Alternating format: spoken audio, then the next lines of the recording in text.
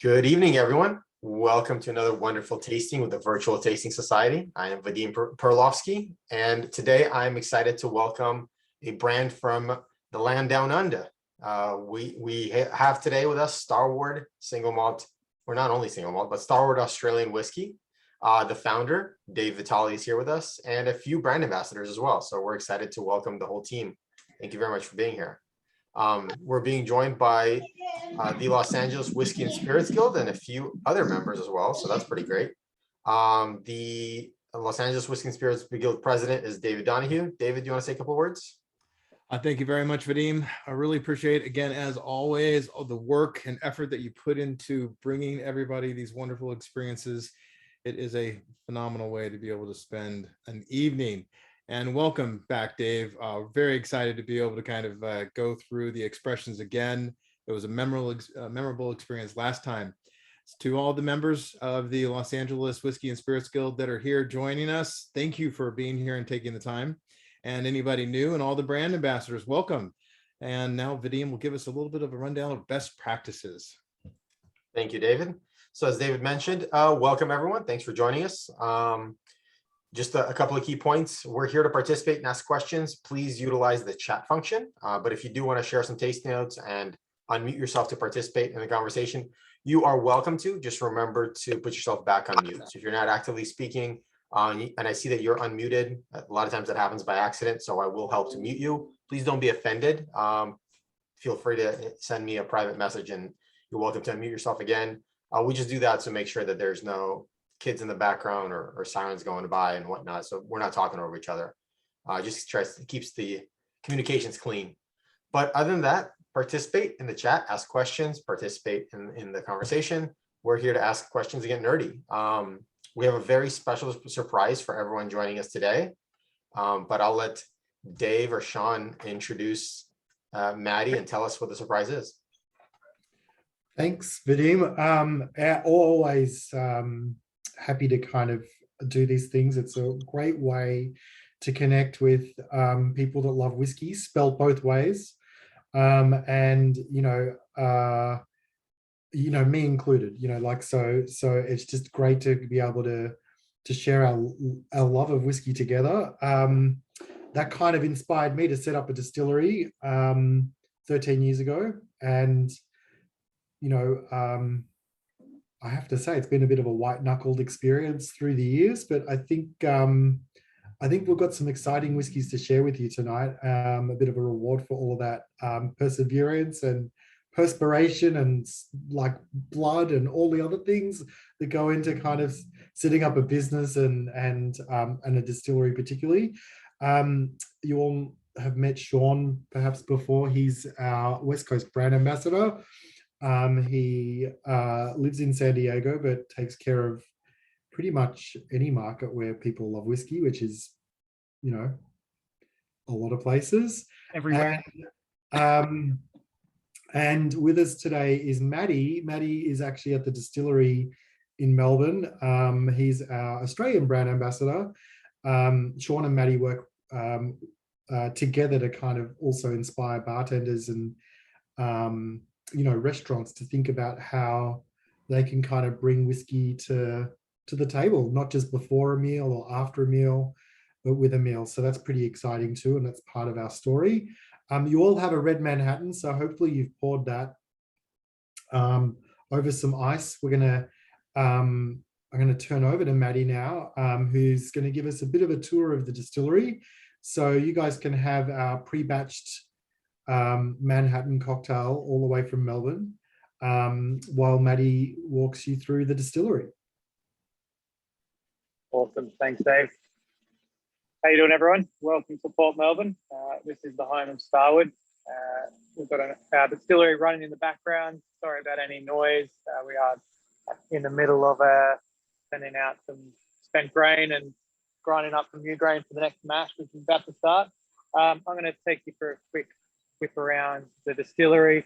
We went through a big upgrade last year, so we've got a few shining toys that we're very proud of. But yeah, any questions, please chuck them in the chat. I won't be able to see the chat while I'm doing this, but Dave, if there are any big questions, please flick them through and I'm happy to answer them. I'm going to flip my camera and then we'll get into it. So we're up on the mezzanine floor at the moment, which is where we do all of our brewing and distilling. But this is our bar here. Non-COVID days, we can fit 300 people odd inside here. At the moment, we're actually shut for about another month until lockdown finishes for us, fingers crossed. So then, yeah, we're looking forward to having guests in to be able to do master classes, have some delicious cocktails, etc., and drink some whiskey while you can see it being made. This is our production floor. So it's stainless steel tub you can see right in front of us here. Our combined mash and mortar ton. Above it, we've got our grist case. So at the moment, we've grind up about 1.5 tons of malted barley into this grist case, and then it falls into the mash tun here, where we flush about 7,000 litres of hot water through there to convert all the starch in that grain into simple sugars to feed our yeast. That process takes about just over 4 hours at the moment. And then at the end of that, we extract the wort and send it to our fermentation vessels up the back here. So we've got 5 25,000 litre fermentation vessels. And we fill one of those up in the course of 1 day. And then we co-pitch 2 different types of yeast, which is quite unique to us. So a distiller's yeast and a brewer's yeast. The distiller's yeast, super efficient, turns sugar. Hold up, Maddie, hold up. We lost you for a sec. Maddie. We lost you. You're back. Yep, you're good. You're back. Yeast, so 2 different types of yeast into our fermentation vessels. The distiller's yeast, super efficient, and then our brewer's yeast, which gives us our unique ester profile, almost like a European ale yeast. So things like German wheat beer, Hefeweizen style, lots of bananas, lots of tropical fruits. Obviously, the foundation and creation of alcohol in fermentation, but just as importantly, it's the creation of flavor as well. And that carries through all the way into the whiskey you're drinking today. That Starward Distillery profile, that tropical fruit note, banana, etc. That flavor is established during that fermentation process. These are our 2 stills. So a 7,000 litre wash still, and about 3,700 litre spirit still here, both from Frilli, an Italian still maker. So it's a double distillation. We're taking that wort from about, that wash from a 9% ABV all the way up into our spirit running off the still, which you can see just here, just short of 73% ABV. Bright, fresh, lots of clean tropical fruit notes, much delicious multi-characteristic to it. And then we water that down to 55%, which is our barreling strength, so 110 proof there. You might not be able to see it here, but we've also got a water jacket on the neck of the spirit still, so just here. Essentially, we flush cool water through the neck of that still while we're distilling to help promote reflux inside that still, and essentially control the internal environment of the still here. For those that know Melbourne, we are blessed with pretty dynamic climate, 4 seasons in a day, as well as really hot summers and cool winters. So that ever-changing external environment, we really want to create a consistent spirit, and we need to control the internal environment of those stills. New make spirit, as I said, 110 proof, 55%. And then we head down to our downstream area here, which is our bond store, our barrel house, whatever you like to call it. This is where we fill, mature, taste, blend all of our whiskies. As you can see here on the floor towards the back, got a heap of barrels laid out. We've spent the morning tasting and analysing all of those casks, assigning them to different bottles and potentially transfer them to new casks if the cask is too slow or something like that. But most of the time they're good to go, sign them off, and then we'll disgorge them into a Nova or Porter, Twofold, whatever they end up being. We love red wine barrels here at Starward. Melbourne's blessed with having amazing wine regions really close to our distillery. So we pride ourselves in sourcing all of our barrels within a day's drive of the distillery. So Barossa Valley, McLaren Vale, known for the big bold Shirazes with big American oak influence, as well as the Yarra Valley on our doorstep, which has some great French oak. We get these casks in, often fresh. We're filling them as soon as possible. So they're emptied at the winery, sent straight to us. We steam them out just to refresh the inside of the cask, but minimal intervention when we're filling them up with our new make spirit. So we get that beautiful color. We get that big, bold red wine flavor in our whiskey. As I said, a good portion of American oak, as well as some French oak, depending on which bottle you taste. They all have their own sort of specs and recipes that they go for. We mature for a minimum of 3 years. Most of the whiskey is at least 3 to 4 years. And we have a pretty dynamic climate, as I said. So we got a unique maturation process here, elemental maturation, we call it. That ever-changing climate, that sort of 4 seasons in one day, gives us a lot of oak interaction quite quickly, especially with the casks that we're getting in. They're fresh, red wine barrels, ex-red wine barrels, still packed full of flavour. The oak is quite fresh and ready to go. So we're getting a good amount of oak influence into our spirit quite quickly. So it's 3 to 4 years, and it's balanced, it's mature, it's delicious, it's ready to go. After 3 years, we'll pull them out and taste them, and get them into a vat and then get them into a bottle and over to you guys as quickly as possible. That's the dream. Awesome. Any questions? Maddie, there's a few actually. The first question is there much storage outside of this facility? And how big is the facility there? Facility up. What's that in feet, Dave? Well, it's about an acre under roof. I think Yeah. you can probably get that. It's 4,000 square meters. But we've got other sites, don't we? Yeah, so we've got another site about 3 miles as the crow flies in a suburb called Brooklyn, and it's a barrel house there as well. Similar size to this, but there's no stills or any sort of production there. It's just barrels, and that's getting pretty full. I think we should be looking at filling up a new warehouse soon, because that's we haven't got any whiskey out of there to my knowledge as of yet. We've got that under 3 years ago, so nothing's quite mature there, but I'm really looking forward to seeing that whiskey come out of there. And definitely the next step in Starward in terms of ramping up production and taking whiskey to the rest of the world, which is super exciting. And the other question was, any climate control, or is it just subject to the natural climate? Yeah. In the middle of summer, you're really crying out for climate control, but no, absolutely nothing in here. It's an old tram factory here, so it's just corrugated iron and not much ventilation whatsoever. So when it's 100 degrees Fahrenheit outside, it's 115 inside, especially when you're up on this mezzanine floor. It's about 10 feet off the ground as well. It's stinking hot, as we like to say up here. Plenty of fans going, but no air conditioning whatsoever. And that's the way we like it. Right, we kind of like leave the environment to kind of age the whiskey, which is pretty exciting. And I think it's fair to say, if you went to Kentucky in summer, it'd be equally as hot. But there's 4 distinct seasons right through the year. It's snowing in winter and you're sweating bullets in summer, whereas it doesn't quite snow in Melbourne.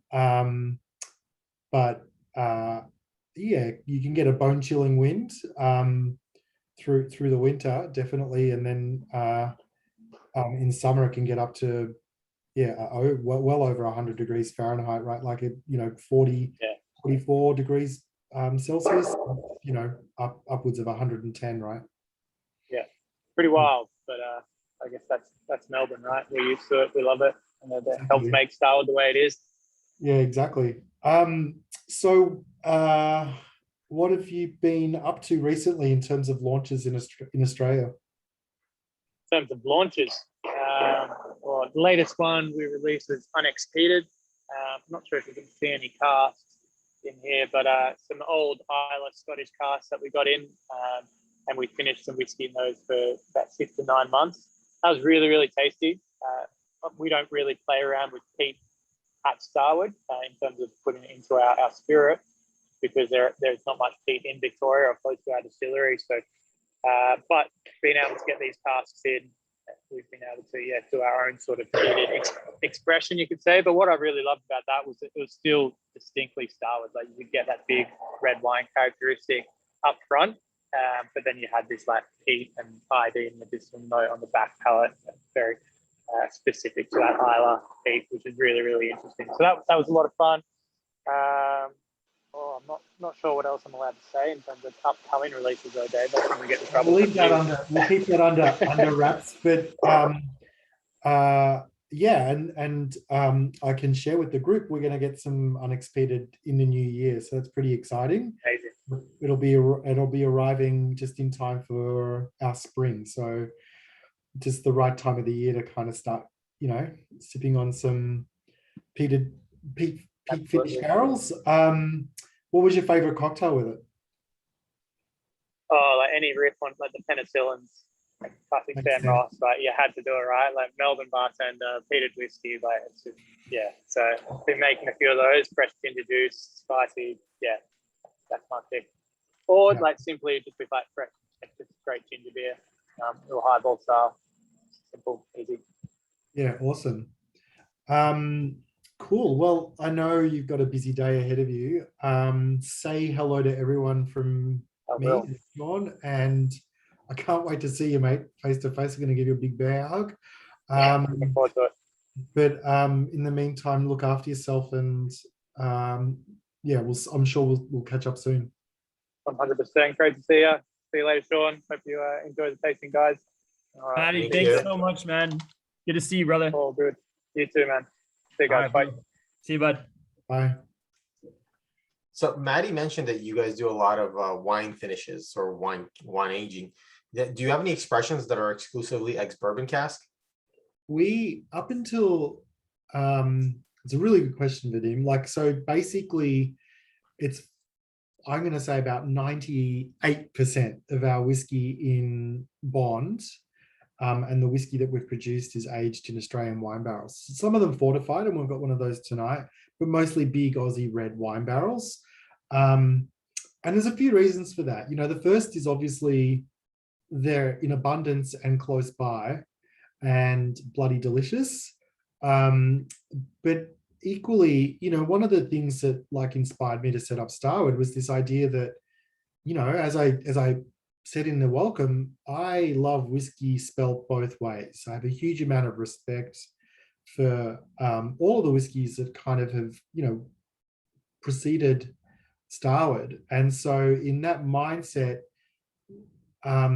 creating a single malt whiskey or a wheat whiskey aged in an ex-bourbon barrel really didn't give us permission to edge out some space in the sharing cabinet for an Aussie whiskey to sit alongside those greats from around the world, right? Because there are, particularly in Scotland, plenty of single malts that do that already.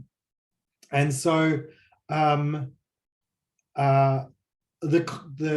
challenge though was that our new make spirit, as Maddie was talking about, is beautiful, bright, tropical characteristics, really fresh, malty.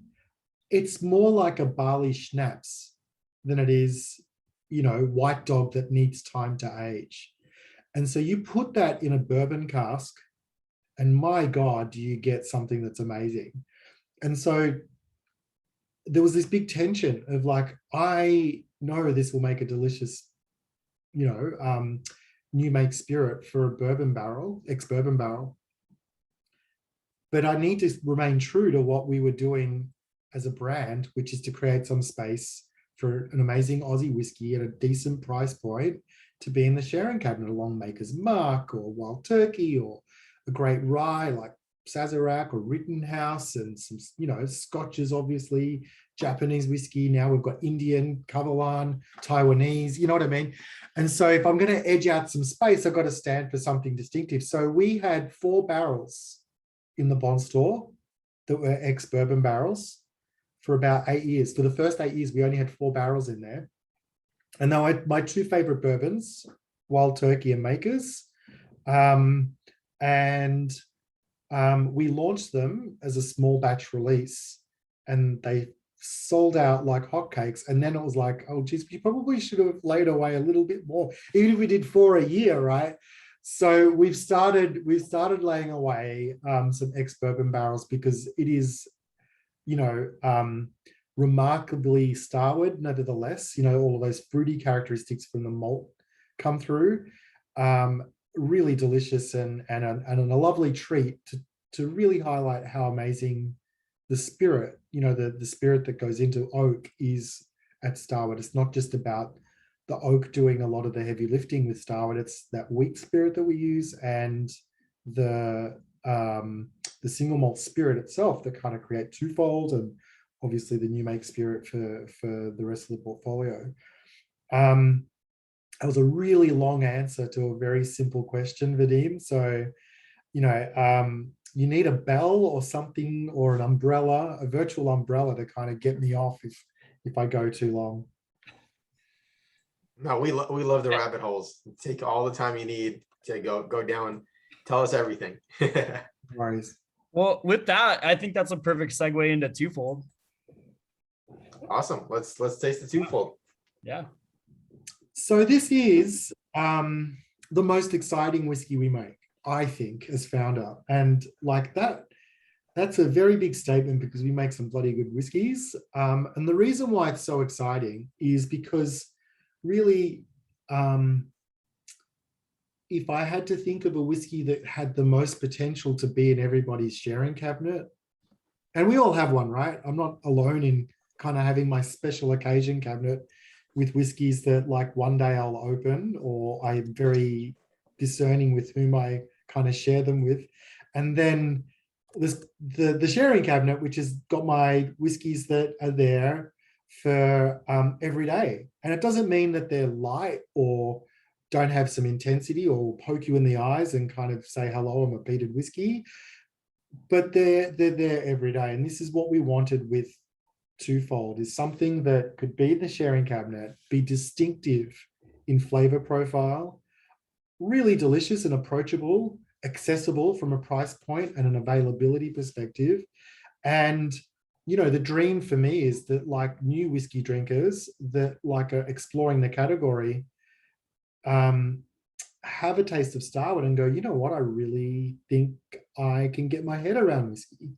And we bring people along a journey to all of the wonderful whiskeys from around the world through this, dangerously sippable, but really deliciously mixable drink as well, right? So in the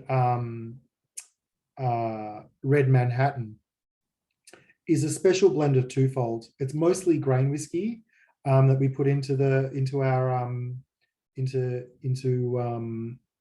the bottled cocktails. And the magical thing about the grain spirit is that it is in and of itself delicious. And I just spent today in New York allocating out all of the single barrels that are coming out for March next year. And we have some single grain whiskey in that bunch, which is amazing, just amazing. I think that particularly when you're talking about single grain scotches, like those wheat or corn single grain scotches, they take 20 years to kind of really hit their stride. These are some of the oldest barrels we've got, 6 or 7 years, and just like amazing. So we, with Twofold, have 2 separate distilling streams. One's wheat, the other is malted barley. Maddie walked you through the malted barley sort of setup, but basically we separately distill, separately age, and then blend at the end of that process 60% wheat, 40% malted barley into this amazing product. So it's effectively, if we were making this in America in brand new American oak barrels, it'd be a wheated whiskey, right? That's by definition what it would be. In Scotland, it's kind of a blend, but this all comes from the house of Starward. And so we kind of had a bit of a challenge in terms of sort of saying, well, it's not a blend, it's not a wheated whiskey. Let's just call it a double grain whiskey, which, does what the box says, right? We want to simplify this. So it's wheat and malted barley aged in Aussie wine barrels. And as Maddie mentioned, these barrels are like a day's drive away from the distillery. So, you know, quite often we'll have wine go out and whiskey go in within 24 to 48 hours of those barrels arriving at the distillery. We'll give them a light steam just to kind of open the pores up and just get the barrel ready to be filled. But that's about it. So it's very minimal intervention. And the beautiful thing about that is that you get all of those oak characters, those toasted oak characters, the baking spices, obviously the red fruit, berries from the wine, but you don't have a lot of that grippy oak tannin, right? Like if you think of wine finishes, or even just like a really a virgin oak barrel as an example, you'll get a lot of that mid-palate texture and grippiness, and sometimes it can overdo it. Now, all of the tannin that is in the oak barrel is actually in the wine, not the whiskey. That's why winemakers use barrels, right? They want to kind of create structure for the wine, and also give it the ability to cellar over a period of time, you know. And so the master stroke of these wine barrels is that you get a lot of the oak character without that intensity of like oak tannin, which can sometimes be a little confronting. Great if you're having a cigar, great at, you know, barrel proof or higher proof, but, you know, as an everyday sippable whiskey, and if you want to kind of educate people on what flavors oak has as opposed to the textures and the feeling oak has, this is a great way to do it. But I'd love to get some feedback, Vadim, from the group. Yeah, it's 80 proof, really soft and light, and I think that grain spirit really creates some light and shade for the all of those characters and complexity in the whiskey to really shine through. I have to say, over the last 18 months, I probably drunk, I don't know, 4 to 1, twofold over Nova and the other single malts. Like, it's just really versatile, you know, great to sip on, very dangerous, but equally versatile in great cocktails, whether it's a highball, you know, like you've got a lot of flavor in there already. You know, I like to take it for a walk in a boulevardier, and also an old fashioned. Those are kind of my 3 go-tos. And our highball, you know, the drink on arrival at the distillery is a twofold and tonic, which, you know, for those of you that have had whiskey and tonic before, it's not the greatest, but those wine characters and the tonic just do something magical. It shouldn't work, but it does. And I highly recommend that, you know, you should give it a go, you know, if you like those highballs. So Kate's saying she can taste each layer, the malt and then the blend and then the wine tannins, you know, out of the way. Yeah, absolutely. And it's very rich for 40%. Yeah, look, you know, what we often say is, you know, a lot of people kind of mistake intensity for complexity. And one of the things that like we wanted to do at Starward was kind of buck the trend a little bit and say, you don't need a poke you in the eyes 135 proof whiskey, right, to have complexity in your drink, right? Sure, you're going to get a lot of booze, right? But you can still have a lot of complexity in a whiskey that's actually low proof, and that's the secret sauce at Starward, is that, you know, like I think those wine barrels and that lower proof point that we fill the barrels at really kind of interact with the oak in our 4 seasons in 1 day climate to give something that's really delicious. So I have a 2-part question on the twofold. One, looking at your lineup, or at least the ones we're tasting today, does the twofold, does each expression have their own recipe, or do you have one that continues through? Yeah, it's a great question. So obviously the spirit that goes into twofold is very different to the single malts that we're going to taste next. Mm-hmm. When we get to the single malts, they're all the same, right? It's the same spirit that goes in. So this is very different in spirit profile. It's 60% wheat, 40% malted barley. But it's the same malted barley that goes into the rest. 100%. It's basically Nova that we put into twofold, which we're going to taste next. And what I was going to say was that with Nova and twofold, the wood policy is relatively the same too. So we're using big Aussie reds, Shiraz, Cabernet, some Pinot. I just saw the list today, sampled them. We've got Grenache, Shiraz, Mourvedre as well, which are going to be amazing to try. They're going to be captain's picks, John. We then, within the winery, sometimes we get a really great relationship with a winemaker, and they'll be dumping larger winemakers, and they'll be dumping like 200 or 300 barrels in one shot, right? We can't fill, we're still a craft distillery, we're a big craft distillery, but we can't fill 300 barrels in one go.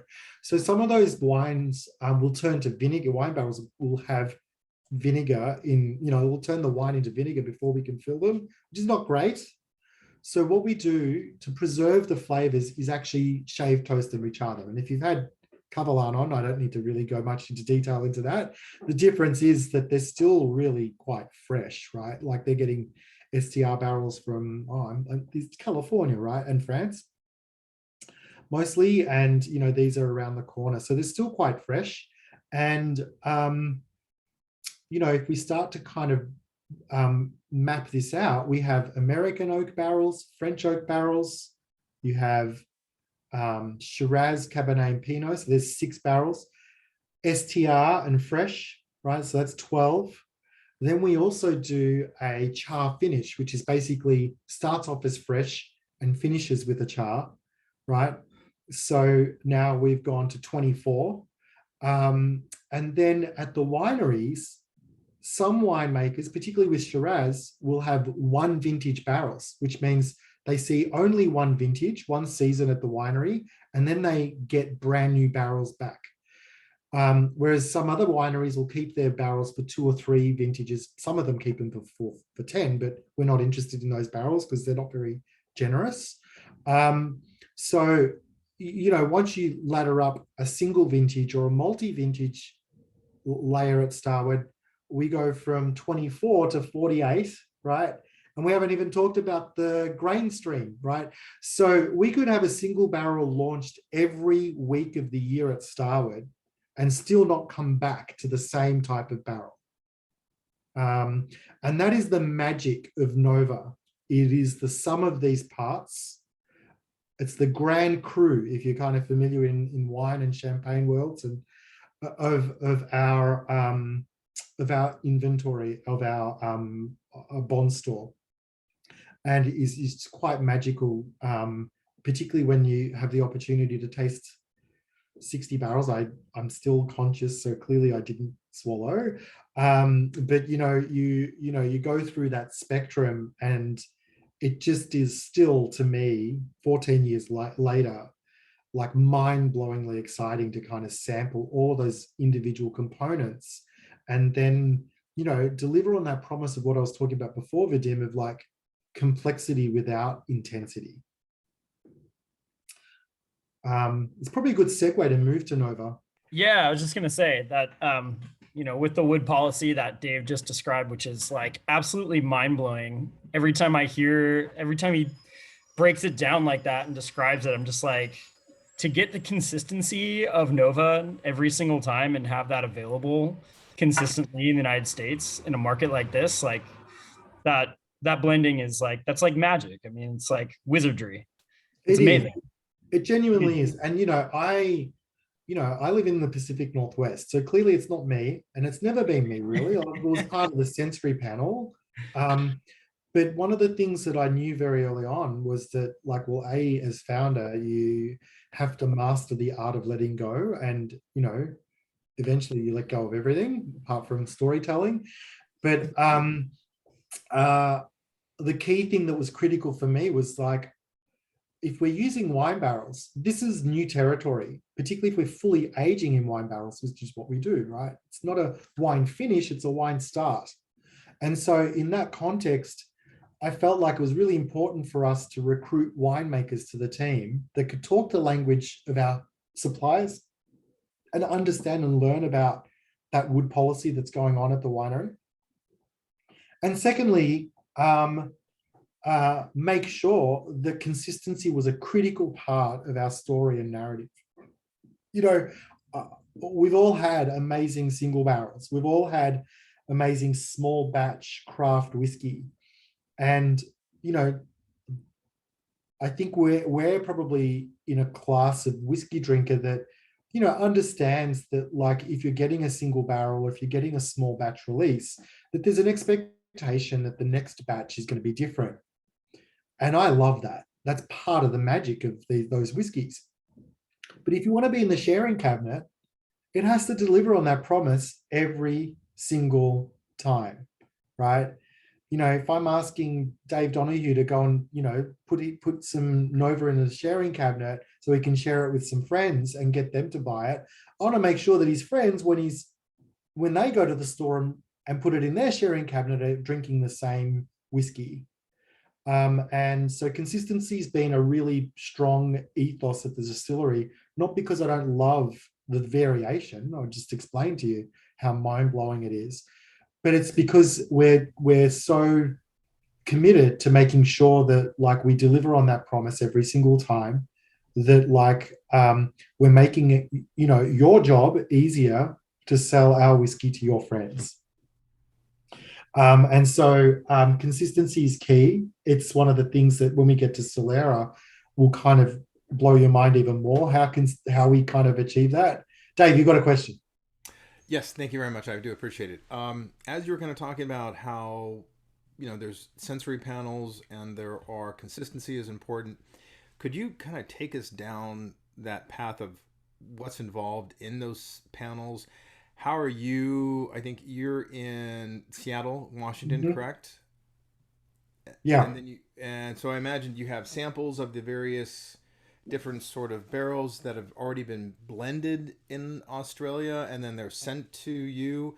And then do you blend or batch it yourself? Could you just Yeah, it's a great question, because look, you know, I mean, I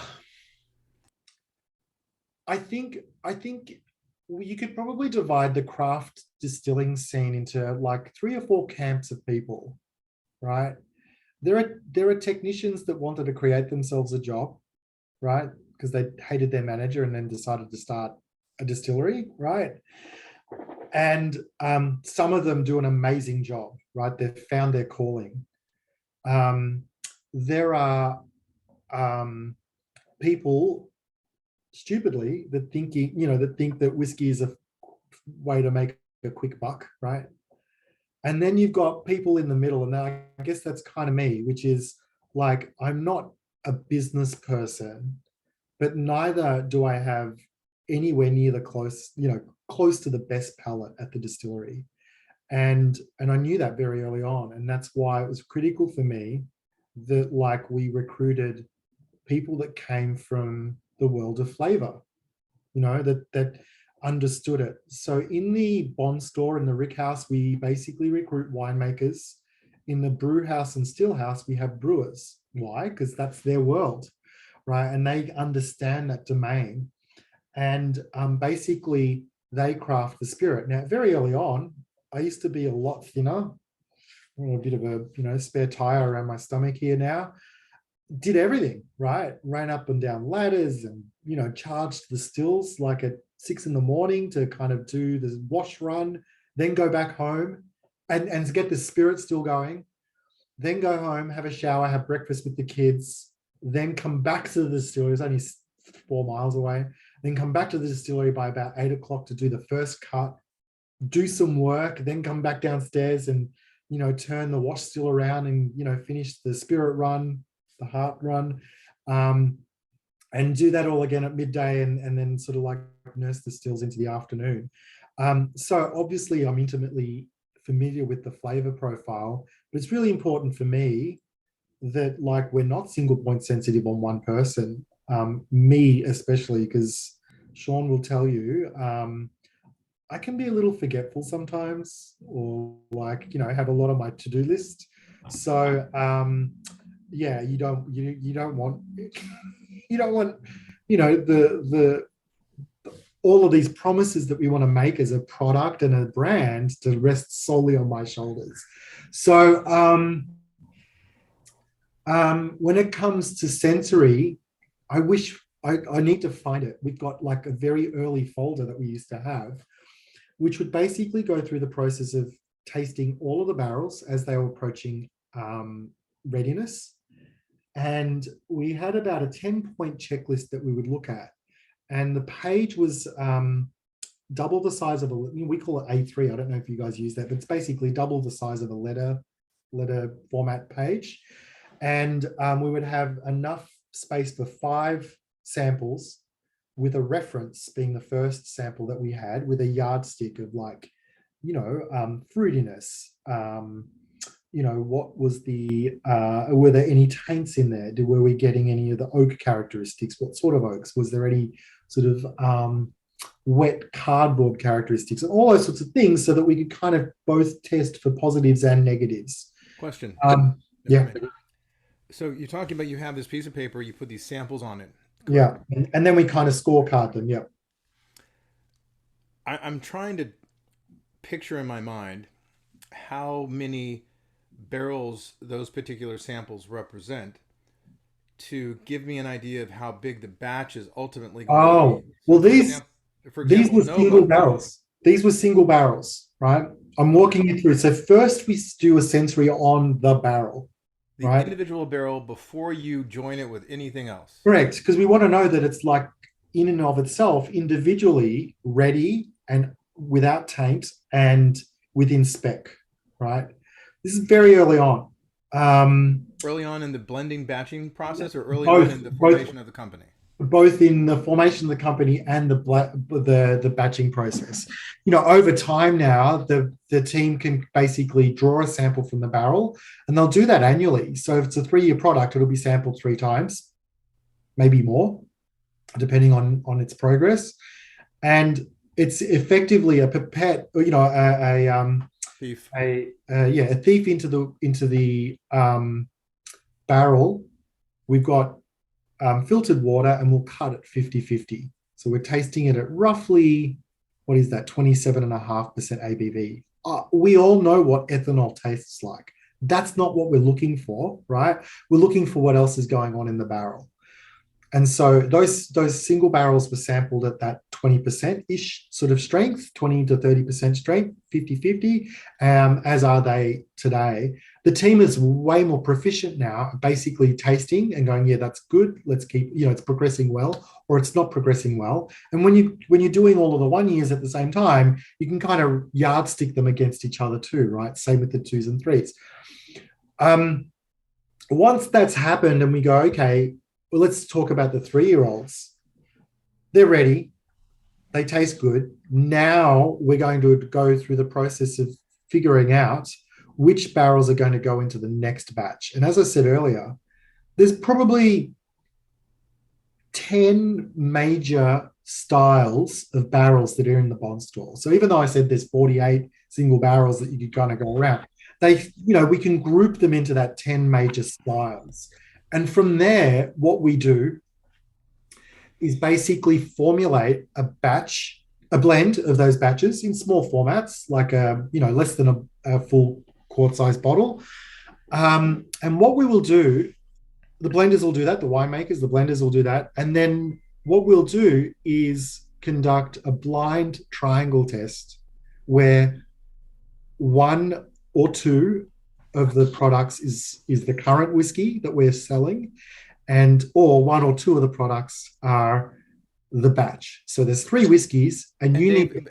But how big is the representation sample? I mean, the sample is a representation of a larger batch. No, it is a batch. Of barrels that you would batch to make the big. Correct. That's the latter. So if we're making a batch of 50 barrels, that sample is 50 barrels. Gotcha. And then we do a triangle tasting of those 3 whiskeys. Let's say, for example, only one of them is the current release of Nova, and the other two are the proposed batch. Then the broader production team, the brewers and the winemakers, will go through the process of picking the difference. Can you pick a difference between these three whiskies? One of them is different. Maybe two of them are different. Well, definitely one's different, right? And so you've got to be able to, between those three, pick it. Now, if you've got a left and a right, well, your pass mark's 50%, right? Like you could, if you ever play two up in Australia, which is a gambling game with two coins and you flip it, the statistically, you've got a pretty good chance of winning just by kind of playing all the time, right? You've got a 50% chance of winning. If you put three coins in there, your odds kind of, it's one standard deviation out now, right? Like you've got a huge,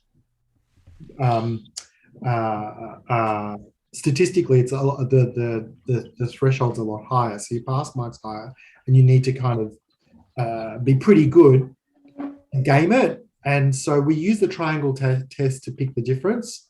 And if no one can pick the difference, we then basically batch that out. If someone picks the difference, the blenders go back and fix it until no one can pick the difference.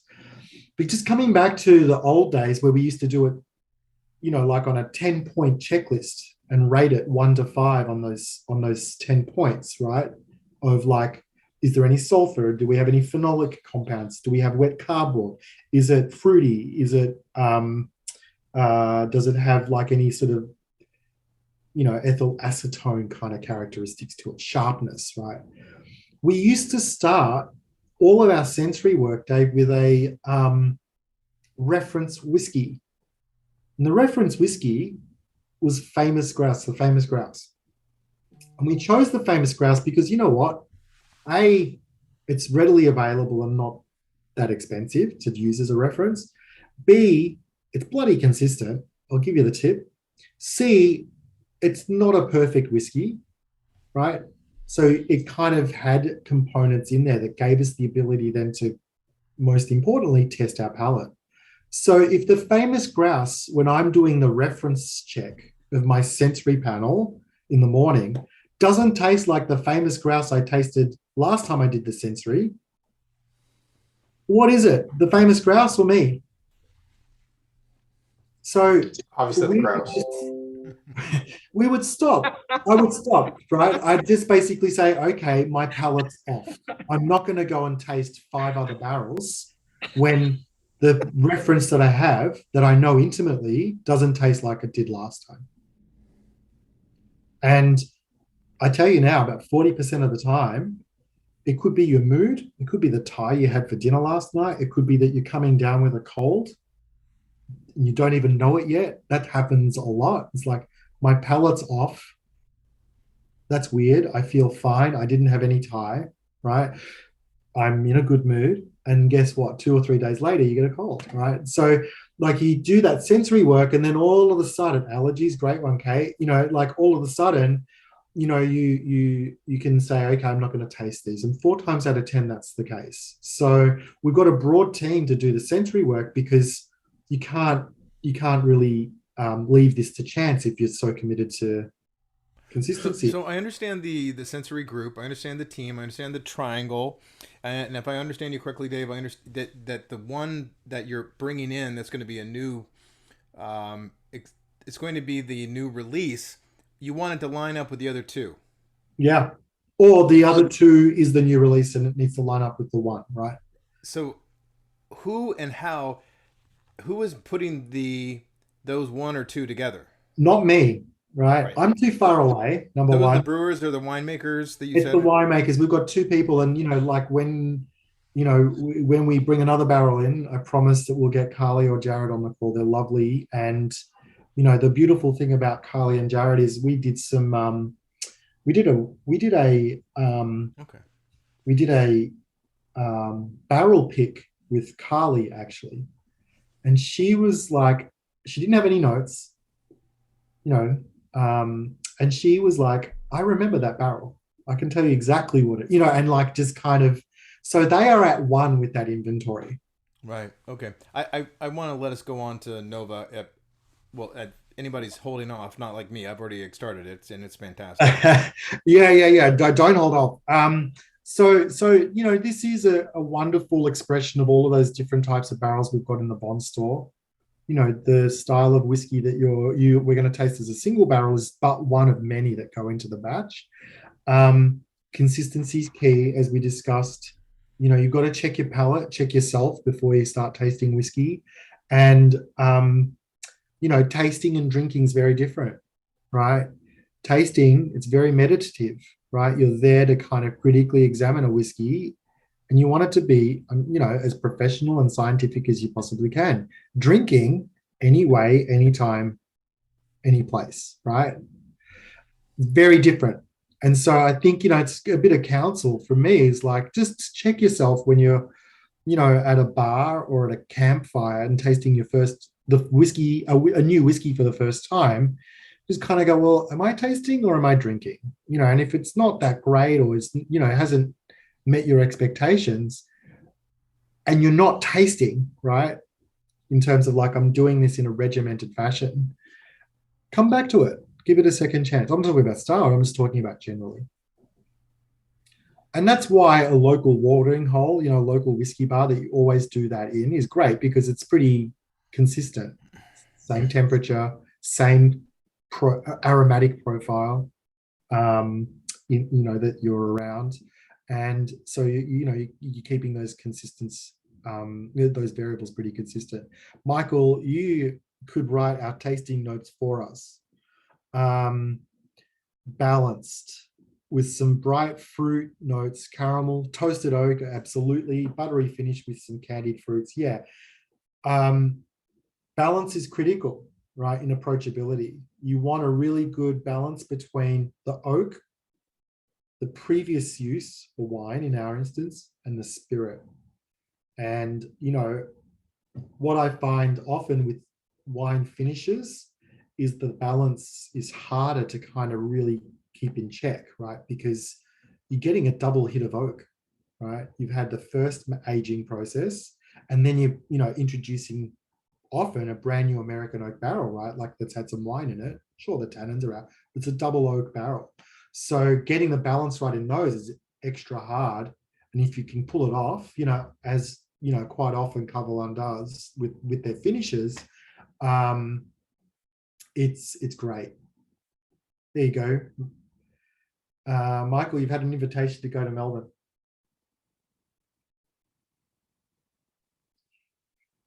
Hey, Maddie's still here. Maddie's still here, yeah. He's just awesome on silent. Any other comments about Nova from a flavor perspective? It's interesting that there's not very many whiskeys that are bottled at 41%. That's such a random, like, I'm not saying it's a random number, but that's such a unique number. Yeah. I'm guessing you chill filter everything that's under 46. Let me qualify. We filter everything, yeah. And chill filtering is contextual, right? If you're in Scotland, there are 2 seasons, June and winter, right?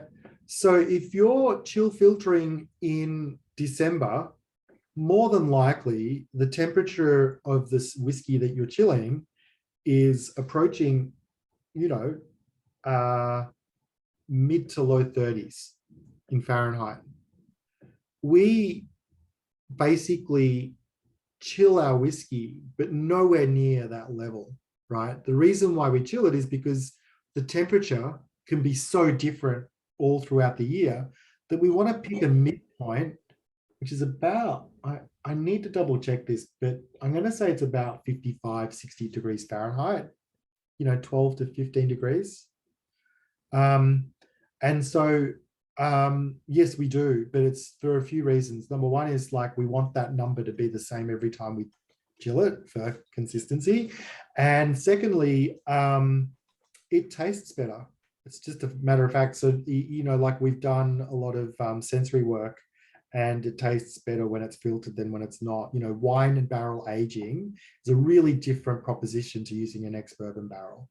So you just want it to present bright and fresh, and, you know, be able to sit in your sharing cabinet for not too long, hopefully, but, you know, if you wanted to, a while, and it not change in profile, and it will if it's not filtered. So that's the filtering sort of angle, you know, like the attitude we take to filtration. We've done both. We've done both non-chill filtered at 41, 46, 47, 48. We chose 41. Solera was actually released first. So we're going in reverse chronological order in a way, right? Twofold is our most recent release. Nova was next, and then Solera was the first release. With Solera, it was like I needed to be at least 43% or 86 proof, because no one will take us seriously as a new whiskey, right? And so we kind of crafted the whiskey to the number versus the other way around, letting the whiskey sort of speak to us. It turned out to be pretty good at that level, and we're happy with it at that level. When it came to Nova, and we established some credentials in our home market, particularly, it was a great, well-crafted whiskey at an affordable price point. I just basically said to the team, I don't care what the ABV is, right? Let's just present it at its most approachable, accessible, and delicious profile. And so we lined them up over a few days at 40% ABV right up to 50. And, you know, in 0.5% increments. And unanimously, and let me tell you, we never agree on anything at the distillery. Unanimously, it was 41. Interestingly, the next most popular proof point was 47. So it just goes to show that a lot of single cask whiskies or cask strength whiskies are probably released at that strength because when you water them down, they're insipid, right? So there's a self-fulfilling prophecy of you going, well, look at this cask strength is better at 48 or 58% than it is when I, you know, add a little bit of water to it. Well, of course, because that's the whiskey that worked better at 48%. So the releases, you're getting a cask strength, the released at cask strength because they're a better representation of that whiskey at cask strength. And so that's the first point. And the second point I just want to make was that flavor is not linear. Intensity and complexity is not linear. It has peaks and troughs, right? So 40, you know, like 41 was good. 42 wasn't that great, right? 47 was the next one that was good, you know, according to the very small sample set of team members that we have. So yeah, it depends, I guess, is the short answer. So Nova, Sean, tell me what's your go-to cocktail? Yeah, Nova. Well, you know my go-to cocktail, but it's a it's a Sazerac. I absolutely love Nova with a Sazerac. A little bit of dilution, you know, a touch of sweetness, you know, just a 1/4 ounce, maybe even less, a bar spoon if you want, of some rich simple syrup, a 2-to-1, and just get a nice like spray of absinthe in there with, you know, dries out a little bit, but more with those anise flavors. And I just think it really, really makes those bright red fruits really, really sing. It's got all the backbone of the malt. It's got that toasty kind of buttery caramel as well. All that vanilla stuff you're getting from the barrel as well, of course, but like the fruit just sings. And I just absolutely love it. I highly recommend you try a Sazerac. The bitters, Peychaud's are a bit floral, of course. They also contribute to a lot of that, like that red wine, those red berries coming out. I like a little drop, like one dash of Ango in my Sazerac. Not traditional, but those baking spices, I mean, you know, you can't deny how delicious Ango is. Yeah. That's my go-to. Hey, Maddie, what about you? If you're still there, what's your go-to for Mine's Nova?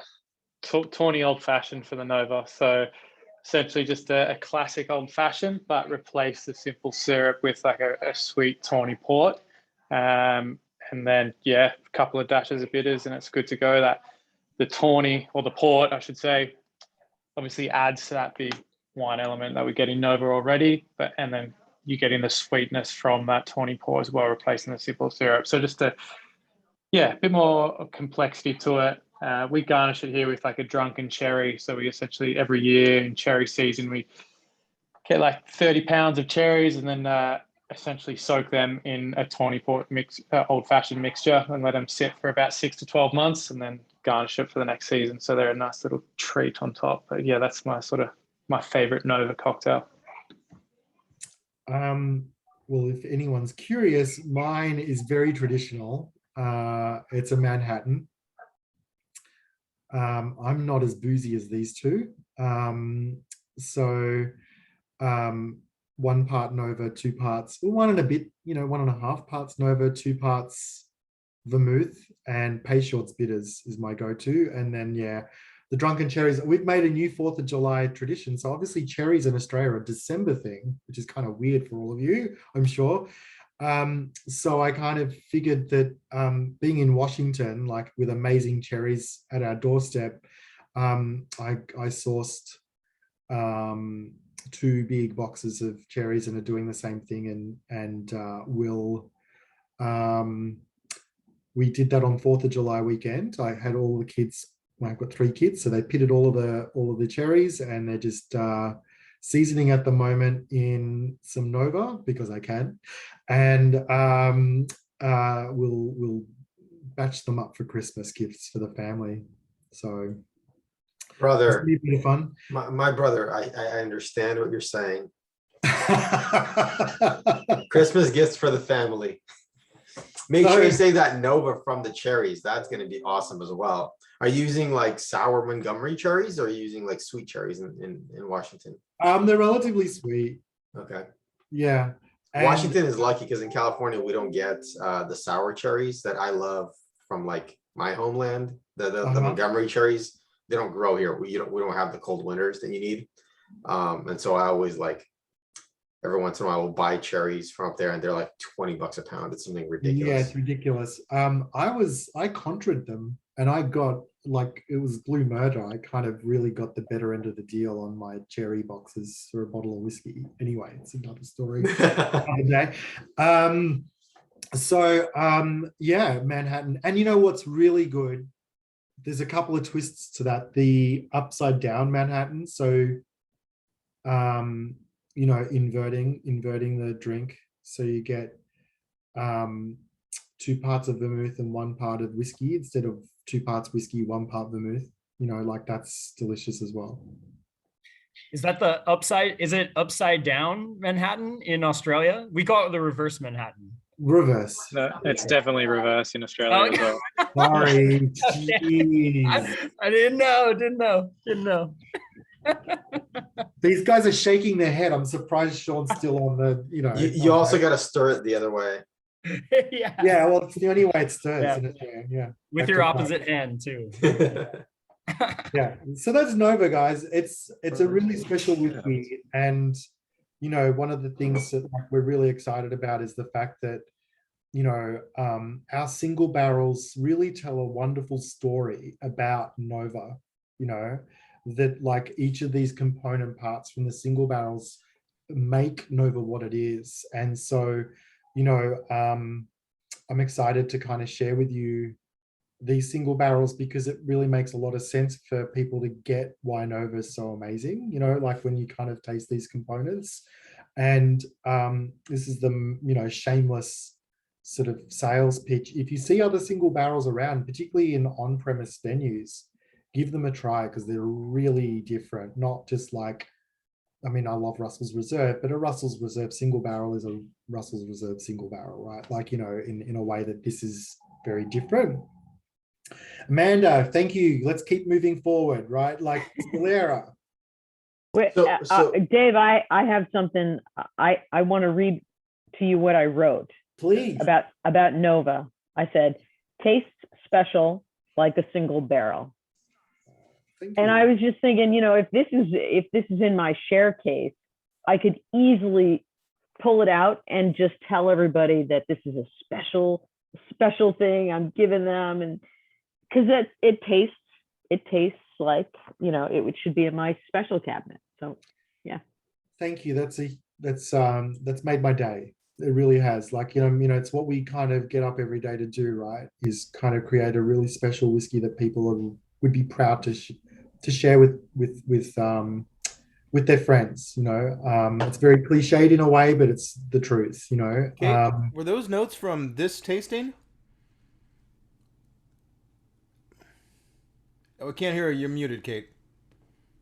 Huh? Yeah, I had other notes from a previous tasting, but this tasting, I tasted it, and the first thing I did was write that down. Perfect. And I tasted long before we started talking about the Nova. So. Oh, nice. Any other comments? So Sean, would you say Nova is really your no, that's flagship? fine. Is Nova really the thing that really builds everything else up? Because if the single barrels are kind of where Nova stems from, or the single barrels stem from Nova, is that the foundation for everything else? Sorry, Sean, you answered it. Oh, I mean, I think that, Nova is like the quintessential Starward style. I think that it really tells the story and lays the foundation for what we're doing consistently, day to day, and what we're offering. I guess, the single barrels are one piece of the puzzle, right? And they tell the story on like a micro level, where it's like, okay, here's Nova, here's all the pieces of the puzzle coming together. Now let's distill it. Let's break it down. I don't know if that answered your question or not. Yeah, let me add a bit more of it in. Like, I think that everything starts with Nova in a way, right? Like Solera is different, but like if you think of the other whiskeys that we'll taste tonight, whether it's twofold or the single barrel or even Fortis, which we can't, we don't sell in the United States, but you get to try. They're all like components of Nova and parts of Nova. So everything starts with Nova at Starward, and so in that way, it is the flagship. The workhorse, right, is twofold. How much would you say do you is twofold your biggest seller? Is that what drives? Not in America, not yet. It will be one day, I'm sure, right? But what's your number one product, would you say, globally? Right. Globally, it'd be twofold, because we're just so much further down the track in Australia than we are in the United States in terms of brand awareness and all those sorts of things. Maddie's done a great job of recruiting, on-premise bars and restaurants to to the brand. But like, so in Australia, it'd be 2-to-1, twofold to Nova. Wow. It's still a big one, and it's a very highly respected one too, right? It's not because it's inferior, it's just like twofold is just way more versatile. And cheaper. Yeah. And look, I don't know, we've had this kind of existential conversation, and sorry to draw Maddie in again, but like, I think we had this in Washington, in Seattle, didn't we, Sean? We kind of spoke about Nova and twofold, and I think we may have been on opposite sides of the fence on this, but if I recall, you were saying that any cocktail you can make with twofold, you can make with Nova. Oh, was that right? Like, that like Nova is, or was it the other way around? Do you remember we were talking about this? Or was it Jake? Maybe it was Jake. I mean, I think that personally, I think that twofold is extremely versatile, in that it fits in kind of any space. Whereas Nova, for me anyway, like, I think that there's specific kind of applications where it really, really shines. Right. Whereas twofold, I see it as like, just put it You anywhere. take it- Honestly. You Like, can put it anywhere and it'll work, right? And that's Yeah. kind of my sense too, because it has that versatility. But there's no right or wrong, right? We're talking about flavor at the end of the day. Maddie, what do you think? Yeah, like twofold's definitely my favorite just because it is so versatile. Yeah, I understand what you mean, as you said at the start there, Dave. Twofold works in any cocktail. I guess that's why it's my favorite. I just drink a lot of it and I see a lot of people using it. Yeah, same. Yeah, I think so. Jake's the odd guy out. That's fine. He's not on the It's call. it's interesting because I do find Nova and twofold be very, because I think you mentioned that essentially 60% of twofold is Nova. No, Right. 40%. 40% of twofold is Nova. Yeah. So it's a makeup of twofold. My thing is just that it is flavorful, but I would want to go down that rabbit hole to sit down with you and taste twofold at like 46 and 47 and just to see how much that flavor develops, because it's so good, but I can't stop thinking that it's 60% water, and I just want to I want to taste more flavor. I want to taste it at 55 and see where all of that it's is coming through. interesting. It's boozier, but I wouldn't say it's more, and obviously booze carries Interesting. flavor, right? Mhm. But it's not a linear thing with you. Mm. And this is it's very different with red wine maturation, right? Okay. When if you think of alcohol is a solvent at the end of the day, right? So when you put it into a barrel, it's going to extract and draw flavor out of the barrel. And so your logic makes sense, particularly say in a bourbon context, right? Where they're typically going in at higher proof, unless you make his mark. What proof Right. do you guys go in at? 110. Wow, that's really low. Yeah, and B, more time, more proof is going to extract more of that flavor, right? We're really low. And then so if you think about it, we're going from 55% down to 41 with Nova. So all of, like our cutting water to get it to bottle proof is done at the beginning of aging, right? And let me tell you, a lot of people said, you're effing crazy. What are you doing aging water? Put it in at 65, the standard, which is, where typically people, 63.5 to 65. And my point was, well, no, because I don't want to extract more of that oak character. I want it to be balanced. Right. So in that regard, yes, alcohol carries flavor, and it is, there's more of it there by default, but it's not what you think it'll be. But we'll do a single barrel tasting. Sean's got a grain spirit, just the wheat component. Ooh. And it's French oak, and you guys can take it for a walk. It's amazing. That's all I'm going to say. But Dave, what you said there about aging water, in your severe weather, your extremes that you experience, that makes sense to me that you would water it down, because otherwise, like you say, you're going to get too much of the oak very quickly, and you're going to have an unbalanced product. That's exactly right. Yeah. You can't do what Scotland is doing because your weather is different. So right. Yeah. And look, I learned how to make whiskey in Tasmania, and it inspired me to start the distillery because it proved that we could make great whiskey. But a lot of, for a very long time, one particular distillery used to say, we make Tasmanian whiskey in the finest of Scottish traditions.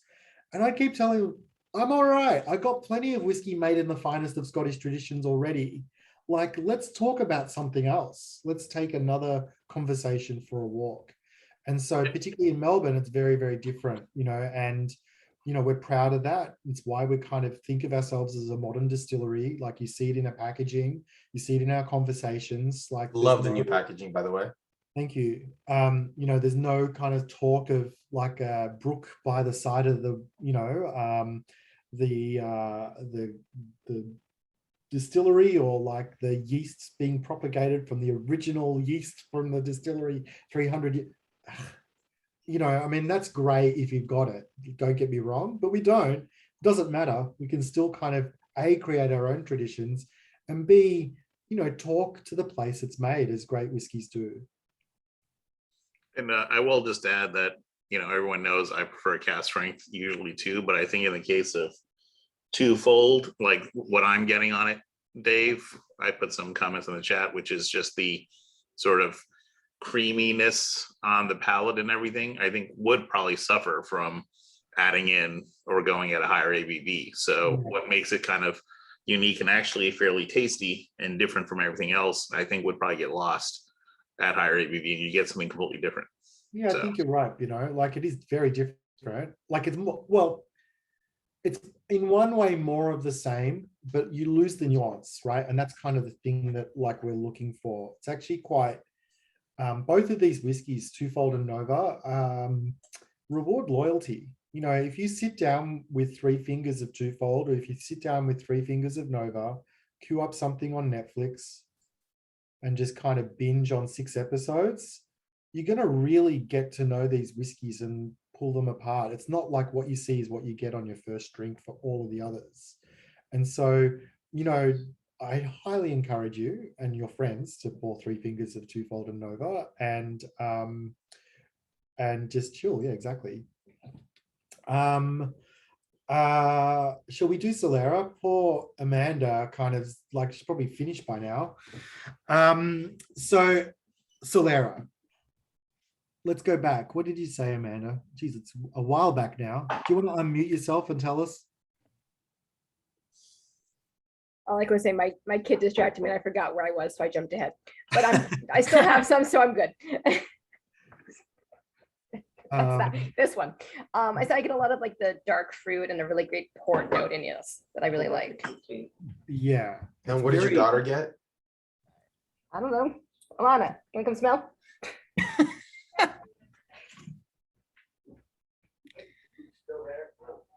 She likes to smell and tell me what she gets. So in the 2 first whiskeys, we're talking a lot about red wine barrels and that sort of wine out whiskey in, and there's some STR and all of those vintages. And those are the 2, that's the 2 common elements. And obviously Nova is in Twofold, right? The commonality between Nova and Solera, now we're moving to not the wood policies. Solera is actually aged in fortified wine barrels called Apera, like aperitif. This used to be called sherry in Australia, but sherry was became an appellation, and I'm actually quite happy that that's the case because Apera is very, very different to sherry. And all of these barrels are like, again, a day's drive away from the distillery. Some of them are 40 to 50 years of age when we get them.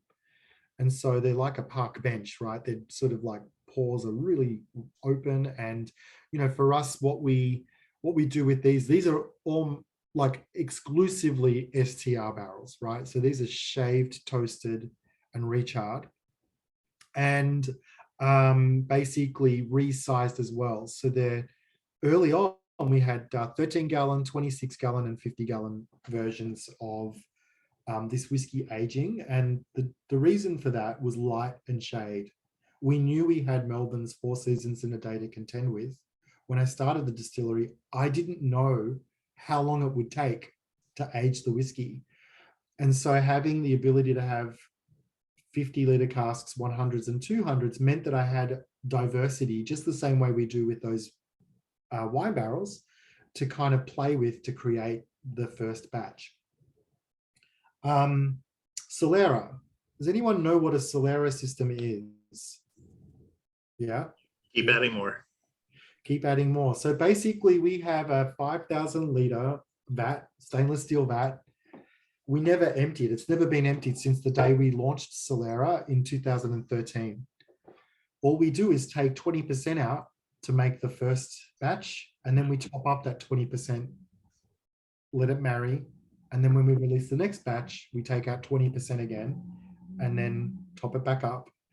And so if you want a promise of consistency, this product is quite literally 80%, of the previous product.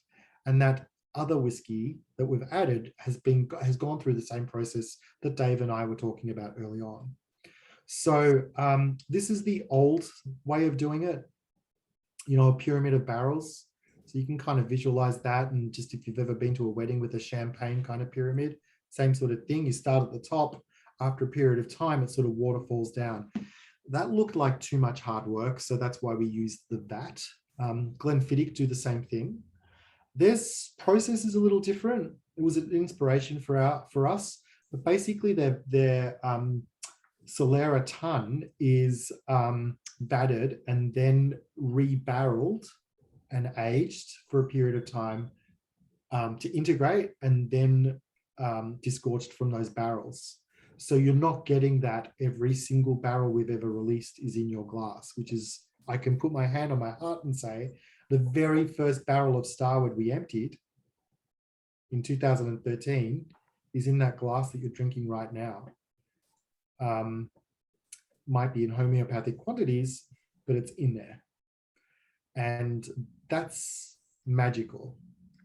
You know, very, very few distilleries can say it.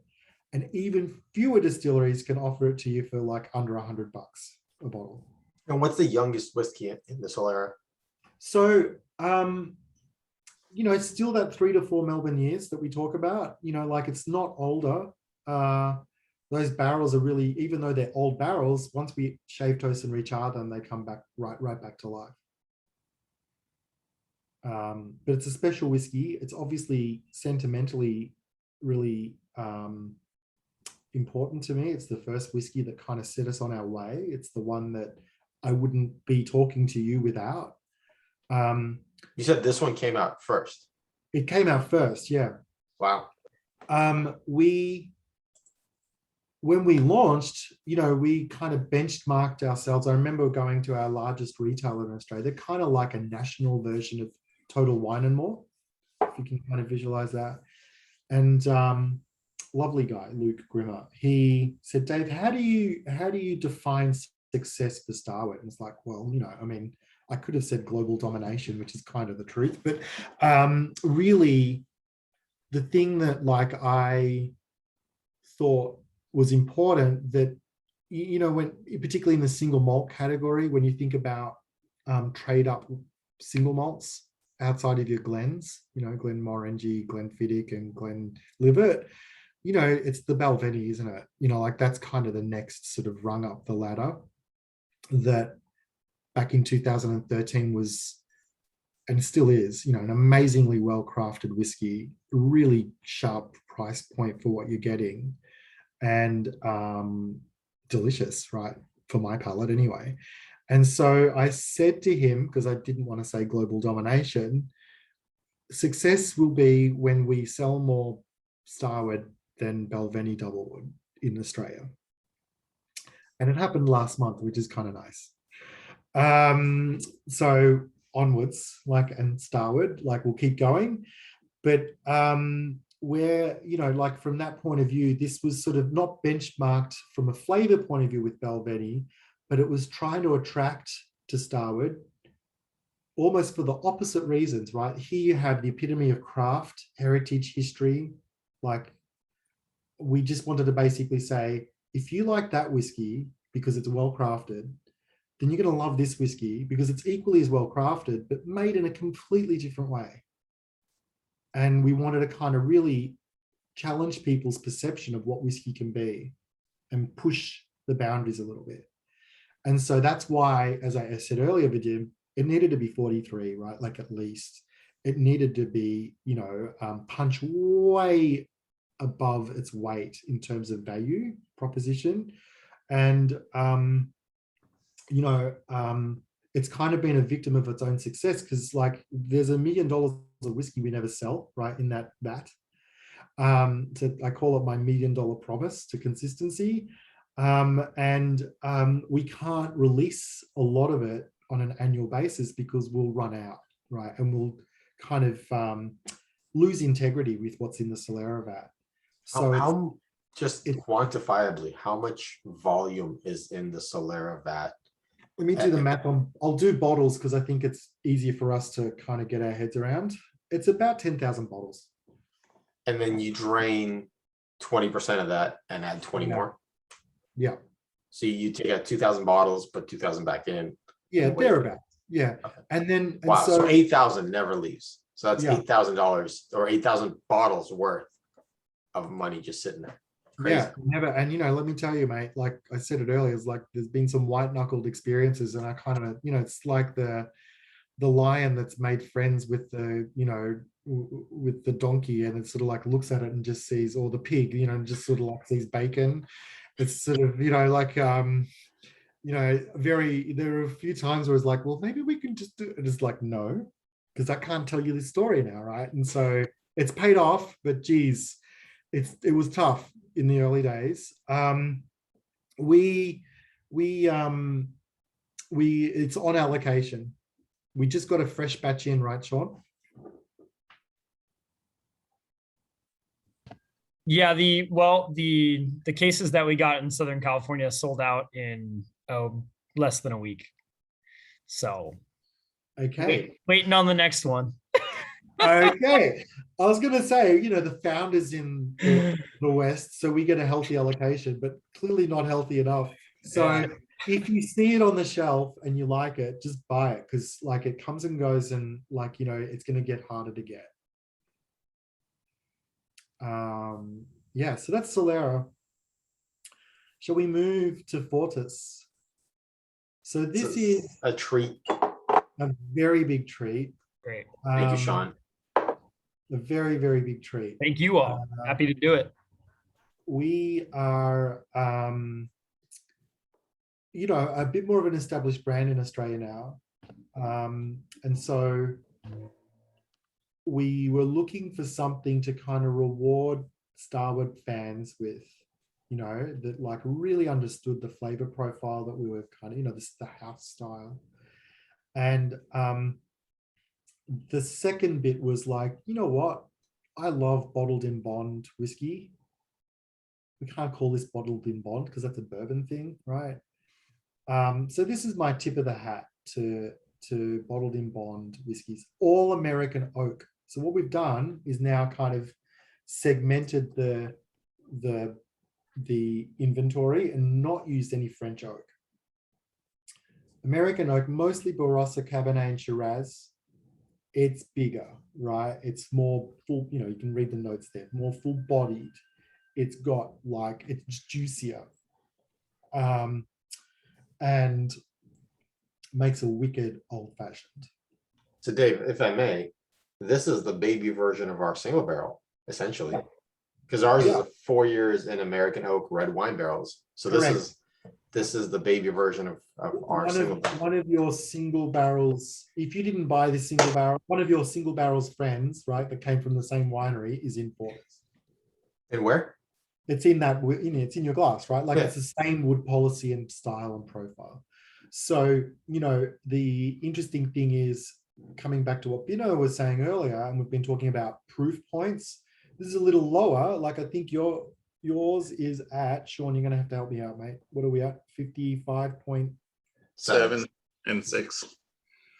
Oh, the single barrel? Yeah. Yeah, 55.7. 55.7. 55.7. So this, what you're drinking is the same wood policy, but 10% less alcohol, if that makes sense, by volume. Fun. So do you take virgin American oak staves and give them to the wineries to season? Or how I still don't understand how. Great question. The winemakers are using wine barrels. They're using these virgin American oak barrels to season their wine. So you're not buying the barrels, you're getting the winemakers are buying virgin American oak barrels from America. Or France, or Hungary, or wherever we get them, wherever they want them from. And then they're using them. And at the end of the process, we kind of talk to their winemakers and say, tell us about the wine you made. Tell us about how long they've been at the winery. Why did you choose this barrel? How long has it been here for? And then if it checks all the boxes, we'll take it in. And hence why I said earlier, we need winemakers on our team that can talk the language of the winery and go, yeah, this is going to make a smashing wine. And it's not as simple as, it's not a straight line of like, if this is $100 wine that's seen oak, then the barrel it's in must be good for Starward. Right? It's not that simple. When did you Or- release this one, Dave? The year before last. Hmm. It's Does very- COVID, does 2020 really count as a year? well, that's true. No. 2019. How much? No, it doesn't. And is it how much new? You said virgin oak. Is it? So it's not, none of it's virgin oak, right? Like we don't do virgin oak at the distillery because what we want is wine into the oak and tannins out.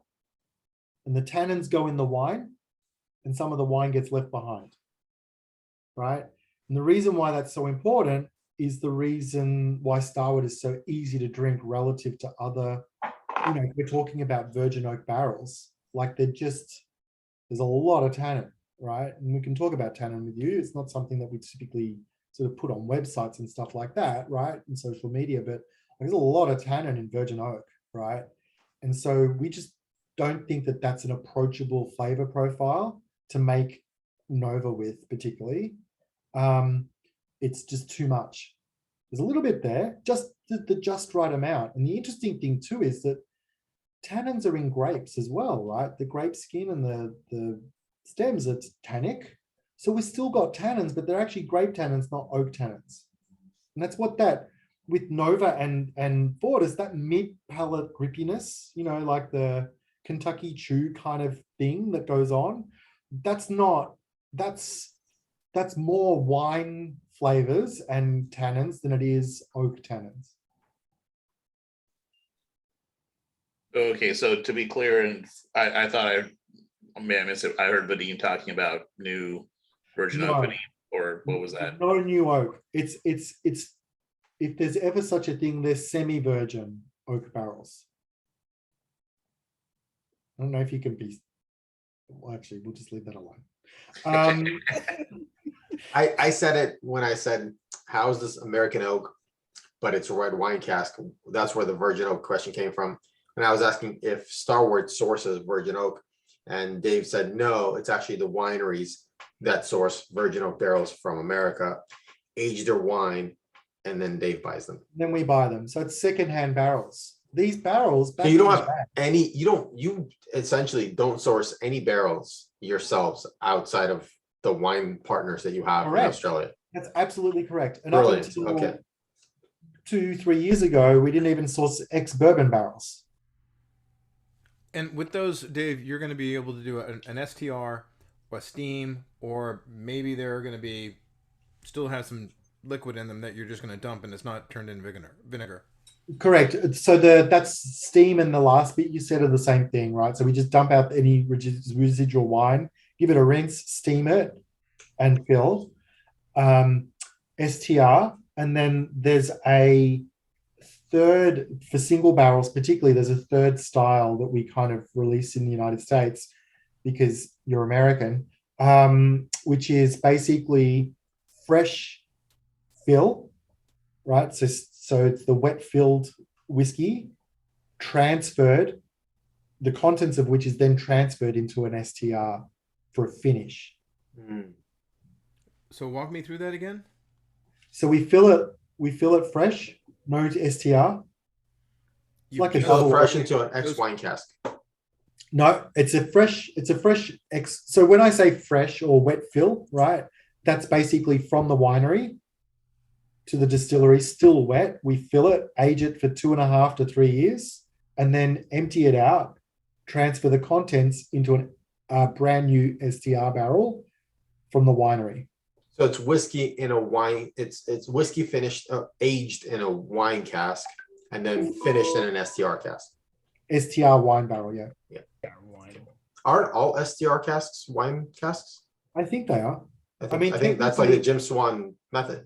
Yeah, so STR is typically wine, but technically a Pera is STR2. It's wine but fortified. So any port or sherry whiskey from like a Scotch whiskey distillery is also STR. They shave, toast, and rechar those two. Do you differentiate between wine varietals when you talk about barrels? You call it a 2. Sorry? The aperitif, didn't you call it a 2? An STR2? No, as well. Okay. So yeah, so Shiraz, Cabernet are gonna so they will yield different flavors because the wood policy of the winemaker making a Shiraz is different to a wood policy of a winemaker making a Cabernet. So they'll spec their American oak from, I have to tell you, I've learned so much about winemaking, making whiskey. So the winemaker will spec a different American oak barrel for a Shiraz as they will a Cabernet. And so that's going to yield a different product, both because Cabernet is a different wine, but also the wood policy is different as well. I can't Are wait. you saving money sourcing those barrels from the Australian manufacturers versus having to bring them in? Because obviously the shipping to Australia is kind of prohibitive. Yeah, we did until we started winning double gold best in class whiskeys at San Francisco and in London. And then all of a sudden it's like, hold on a second, they're our barrels. So they've gone up a bit since we first bought them, but still more economical than certainly Europe if we were sourcing sherry or port, and a little more, depending on the dollar really with the US, and for a while there, we heard a lot of Australian distilleries couldn't get access to ex-bourbon barrels because they were just getting mopped up by Scotch, right? Because they were going through a bit of a boom. So it just makes sense, like from so many perspectives. They're on our backyard. They're in our backyard. If we didn't buy them back in the day, they'd end up at a garden nursery as planter boxes. So it was easy to come along and say, I'll take those, thanks. And, they would sometimes they'd be like, oh, we'll deliver them, because they were just so much of a pain, to them. And it's a little different now. It's like we've got a full-time resource, senior guy, again, ex-wine, whose sole job is to go into wineries and be very coy and try and pick up these amazing wine barrels without kind of paying over the odds. So act like he hates them until they tell him the price. Yeah, exactly. Has the bourbon barrel finished wine trend caught on in Australia yet? Bourbon, yes. Yes. So are you looking at A barrels? wine- Yeah, getting those barrels eventually for you? So yeah, like we're working on it. That's all I'm going to say. That's going to be a mosh posh of flavors. That's going to be interesting for sure. Yeah. Sean, Yeah. or either one of you, when we transition to our single barrel, I'm curious what wine varietal this was, because I'm sure you have that in the notes somewhere. Ooh, actually, if you bring it up, Yeah. we don't usually talk about the varietal on single barrel picks unless we know for sure. Some winemakers, particularly if they use them for 2 vintages, might swap. Oh, But if you bring it up, I'll know. I'll have a pretty good guess. thank you, Sean. Yeah. Hold on 1 second. 4.2 Demtos. So it's Barossa for sure. Oh, there you go. Barossa. It's on the. Yeah. Tell us something we don't know. 4.2. I just have to do the maths. Like, what was I doing 4.2 years ago? Drinking whiskey. Do we have our fingers crossed for a Shiraz, right? It's The Shiraz. stereotypical I- Australian well, wine. And I can tell you also, can you just scroll down just a little bit more on that page? Yeah, it's Shiraz.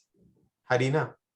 Because like see how it says like oak forward flavors? Mm-hmm. Like American oak,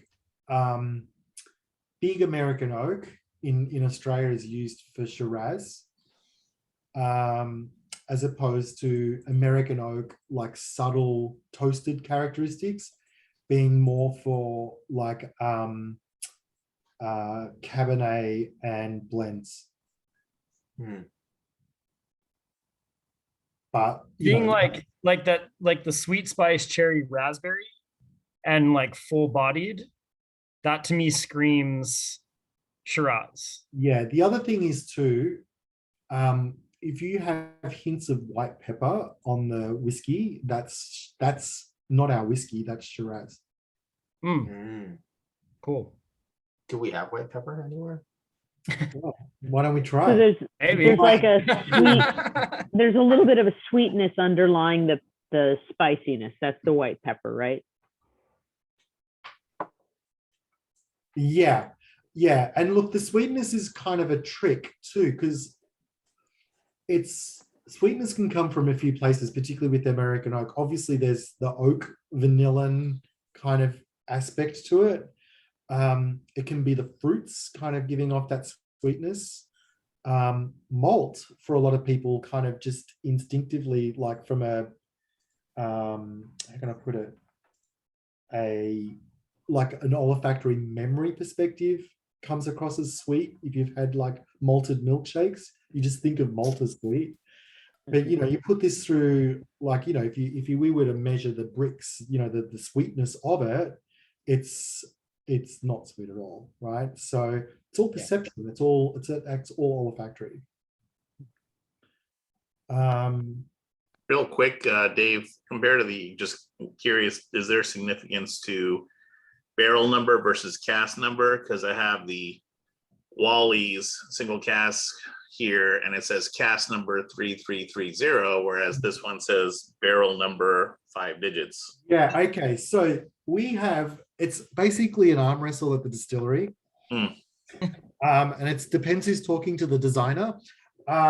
Basically, casks is the technical term for any sized wooden vessel that looks like what is behind Vadim and Dave, right? Of any size. In winemaking,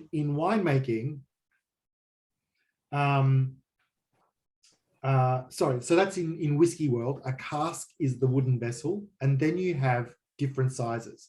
It's the same in America, in winemaking, but their generic term for that vessel, instead of being cask, is barrel, right?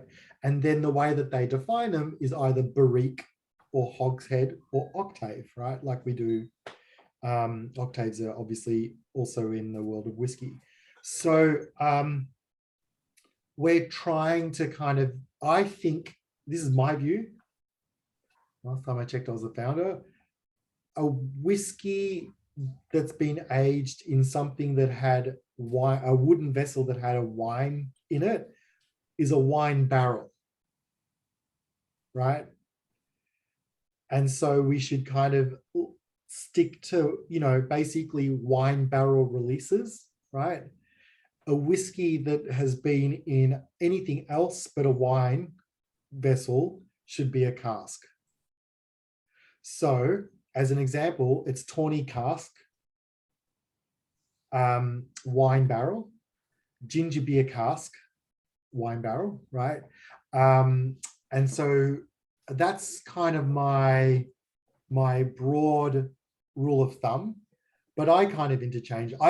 I just go to barrel because that's, like, to me what they are. It's just an easy way to kind of define them, but it's a work in progress. Ask me next time we catch up. I'll let you know what we're doing now. Perfect. Dave, I hate to interrupt, but I want to make sure I get everyone's attention and take a quick photo. Hop on your cameras, turn it on. We want to see your lovely faces. Everyone, before you finish this fantastic pour of our single cask, I really want to say thank you. Get on camera. That's right. Look at all these beautiful faces coming out of the woodwork. Love it. Soon enough, we're gonna have Brian and Level and Julius come back. Awesome. So, Dave, this is not the first time you're here, and definitely won't be the last, I hope. Yes. Thank you so much for having us, for being back, spending the evening with us. Thank you for the honor for letting us choose a barrel of this. I apologize for the damn printer behind me. Sean, you've been fantastic. You've been a fantastic steward of Starward. David, thank you very much for being here. Cheers to you. Cheers to Starward. Cheers to everyone. Thanks, guys. Cheers. And Cheers, everybody. I hope this is the first of many single cask picks we do. It's been a pleasure. As you can tell, I can talk under concrete, and we'll be happy to come back even if there's just one little face there, because That would be great. That would be great. Vadim, how was the picture? Let me take a look. I got everyone except Level. Let me do one more. Everyone smile, look at the camera. 3, 2, 1. Perfect. I think the only thing missing is Dave is not drinking. But other than that, we're good. My eyes were closed. Yeah, but we're Hey. used to that. Dave, I just want to say I really, really, truly enjoy these Starward. This is just terrific, and I like the uniqueness of it. It's not Scotch, it's not bourbon, it's not Japanese whiskey. It's, I can see this as an Australian. These are Australian whiskeys. I like that. Love it. And Kate, would you say that a bottle of this would be great on your shelf to be able to kind of offer to friends? I've already told him that the Nova. I'm going to sneak the Nova into my special. I'm going to leave it on my with the share with family and friends thing. The sharing cabinet. But I'm going to Sharing tell shelf. everybody that it's a special one. Yeah, absolutely. Club Thank pick you, is Kate. perfect for your sharing cabinet. I Yeah. agree. What did you think? Let's get some feedback. What do we people think of our barrel selections? Sean, Dave, so thank you so much. I know Sean went out of his way, and if I'm not mistaken, we were one of the first to taste samples when they finally arrived stateside. He came to my house, and there's a long funny story of how one of our members came in. We were very careful to make sure that we don't take too much, and he's known for being a generous pourer. So he poured himself 2.5 ounces. We're like, what did we do? We're just tasting. He's like, oh, my bad. And we essentially picked what we thought was the best we could of that year. And I have to stand by it. I think this is absolutely fantastic. I finished the bottle. I obviously poured a bottle for this tasting, but I've finished the bottle, and I only have a case or two saved for myself. Yeah, man, it was. I love that. Like, that was such a great experience, and like, you were the first. As far as the round of single barrels that I had, you were the first group and the first people that I poured them out for, and yeah, I remember we had that moment of like, oh man, I need to save this. Like, if nobody picks this, I don't have anything left. But that ended up being the one that y'all picked, and it was like, honestly, this pick is definitely one of my favorites. There's maybe one other one, maybe that like kind of, like is equally like great. This one is like absolutely fantastic. I need a bottle for myself, actually, which I'm coming up to see you for. Yeah, that was super fun. And then we proceeded to drink all kinds of whiskey. So that was just a super fun day in general. As we always So do. thank you, man, for having me in. Does the other one come with a cool pin? Bet it doesn't. I bet it doesn't. Has Sean seen Not the as cool as this Vadim? pin. Vadim, do you have a photo of that? Theo actually has some really Theo has it in amazing his Yeah. hand right there. Oh, there you go. Yeah, Yeah, it was you the guys right mask. here. You've got some Yeah. really I'll, amazing photos. Can you share those? You can share your screen if you have them up, or just share that. That looks awesome. I did actually don't. No, Okay. yeah, but yeah, there's a little koala here and Dave, what do you think of that pin? Yeah, I so love which, it. I think it's which, great. which Does bottling everything perfectly. goes best with koala meat? That's the question. So I've had Or kangaroo. meat. Kangaroo meat is actually quite delicious. And from my understanding in Australia, like kangaroos are like deer, where they're protected Yeah. most of the time, but then But they you get don't out of have a hand deer and on your hunt coat them. of arms. So this is the funny thing, right? Like we have an emu and a kangaroo facing each other with a shield. That's our coat of arms. And then So you eat them. effectively, it'd be like, Eating a hunting bald eagle. Eagle, yeah. Could you imagine, like, the just kind of like civil war would break out? Plus, Winnie the Pooh, like any kid, you don't tell them, "Oh, we're gonna go eat Roo and Kanga." That's not nice, Dean. That's what you tell your But, daughter. but koalas, they're free range. You can't do that. Hey, are we gonna do a vote? Oh, yeah. Oh, sorry. I've been enjoying this so Oh, much. yeah. I didn't even do the poll. Give me 2 seconds. Talk amongst yourselves. Give me 2 What's seconds. gonna win? I Well, wonder well, what's gonna win. Vadim is- Vadim's controlling the voting booth. What do you Controlling think? the votes. I think I have a sneaking suspicion I know which one it's going to be. Dave, while he's putting that together, tell us what's on the horizon. What's happening in 2022?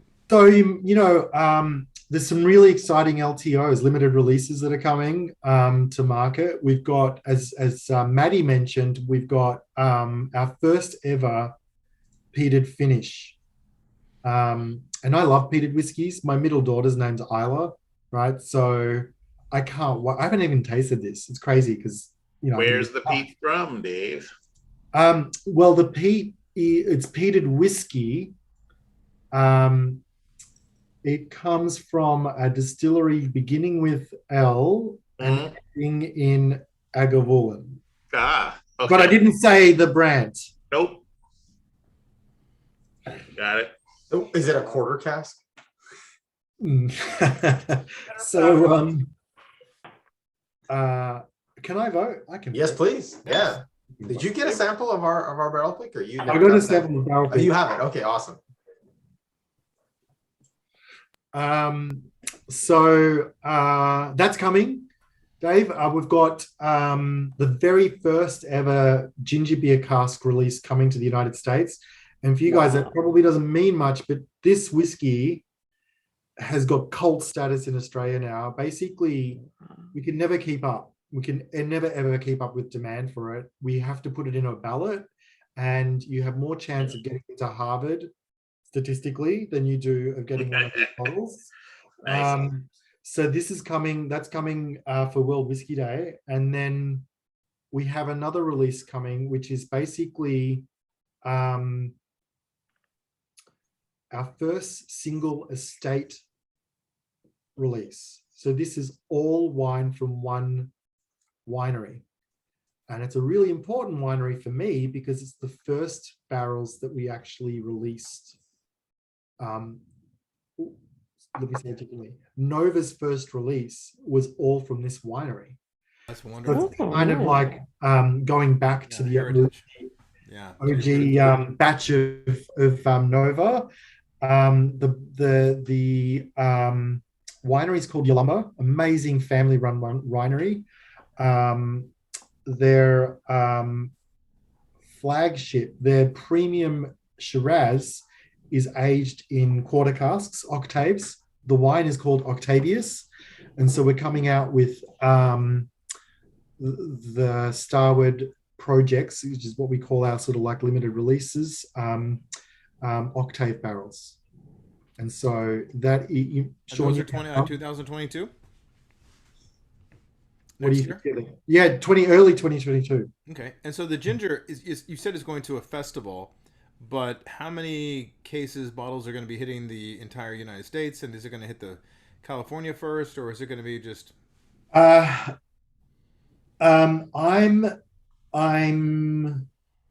not sure when it lands, to be honest. We have a fun event with Sean here in Los Angeles. Oh, there we go. Maybe we have an event. Can we bin now? Wait, Dave, you said it's coming for World Whiskey Day, so May 15th. So it's like that's the slated time. Like it's coming for the day. So it's not at a particular San Francisco International Festival, correct? Yeah. The Big Daddy. The Big Daddy. And then we'll also so that's May. We're going to have the peated whiskey a little earlier, and the octaves are coming in the new year. So it's a pretty busy slate of LTOs coming through. And what about the event coming up soon in town? Oh yeah, Sean's doing a pop-up. Sean, you want to talk about it?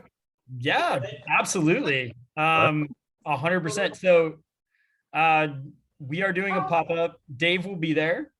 Awesome. It'll be on October 13th. It's a Wednesday. And it's at the Wayfarer in downtown LA. So if you are around, if you can make it, essentially what it is my friend Stefan and I, who y'all did a tasting with Mr. Black. We started a pop-up where we do Starward and Mr. Black cocktails. It's just a fun party with, yeah. Yeah, exactly. Just a fun time.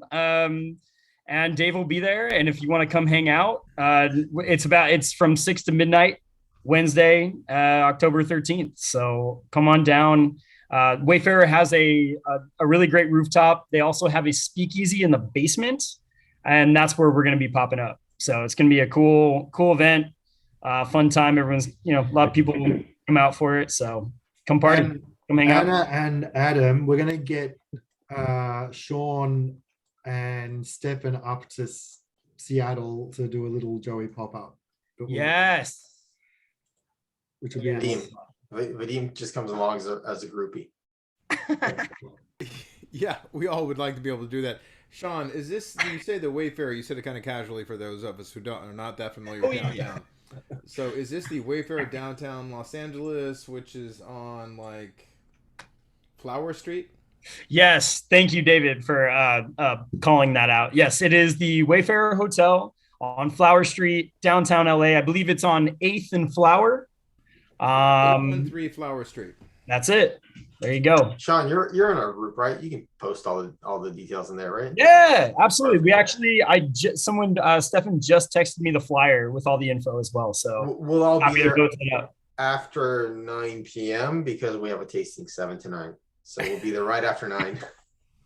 That's perfect. We're going until midnight. So what tasting is that, Vadim? We'll talk about it after the recording ends. Ah, So, Dave, I thought the tasting was Friday. Okay. no, we voted for the favorite dram of the night. What do you think was the favorite dram? I think it was the barrel pick. Nova. For fear of being kicked out of the group. Oh, interesting. Majority voted for the barrel pick, as they should. It was Wow. 9%, 14, 14, 9%, then 40% for that barrel pick. That's So this last one that you don't like and you said you kept having seizures. Who's talking? Hi, Nora. Who's talking so softly? Somebody just unmuted themselves accidentally. That was fun. That's okay.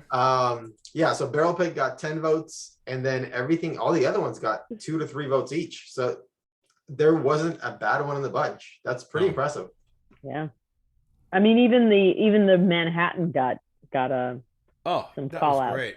Yeah. Really, I'm not a Manhattan guy, but whoever put that together did a really amazing job. Thank you.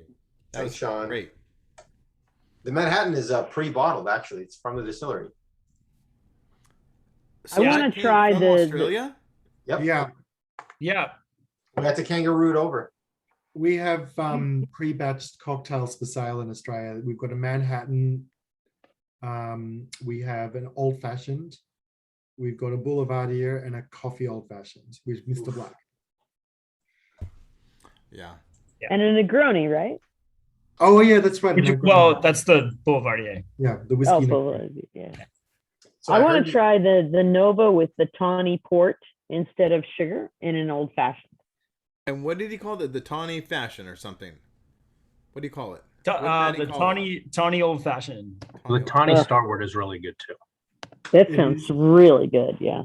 It is. Thank you, Dave. Thank you, Sean. I know, Sean, you guys put a lot of work into this with Vadim. We really do appreciate it. This is, Dave, we've said it before when you were here, almost a year ago. We do want to follow. We do want to be, kind of with you in your journey. We do want to support because this is fantastic. This is exciting to see something new and unique. And as you said, and as Sean said, this is something you want to keep on your shelf to share with friends. Thank you, and I'll be back. You know that. Yep. Thanks, Dave. Thank you so much. I just want to throw out one more thing. I want to give, if Jeff is still on the call, I don't know if he is, but Jeff over at OC Bottle Shop was, kind enough to facilitate this barrel coming in. So if you are in the area and you want to grab a bottle of the pick, it is available at OC Bottle Shop with Jeff. And Jeff, if you're on the call, thank you so much, man. Yeah, he had to jump off, but yeah, we're so excited to partner with Jeff. Yeah. OC Bottle Shop's been an amazing partner for our latest picks, and this one's there for a limited time. So, as you all know by now, it's X amount of bottles in a barrel, and once they're gone, they're gone. Sean, you added Seas candy lollipops to our tasting at the last as a Hail Mary, because we said, hey, you have to have food, you have to have a pairing. You guys are Michelin star. What is this no star? You gotta do, and you threw in Seas candies and you didn't even mention them. You want to talk about them? I didn't get any. You got one. Okay, so everyone Definitely has ate yours. He you got butterscotch. I'm jealous. No. there were 3 flavors, right, Vadim? There was Five. There was chocolate. 5. Oh, there were 5.